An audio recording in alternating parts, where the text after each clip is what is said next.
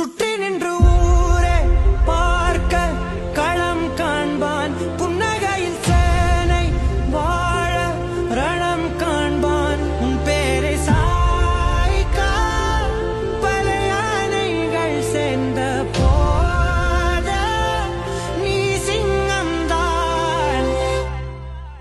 அந்த ஆகாயம் போதாத பறவை ஒன்று நதி கண்ணாடி பார்த்து மனம் நிறைந்தது இன்று.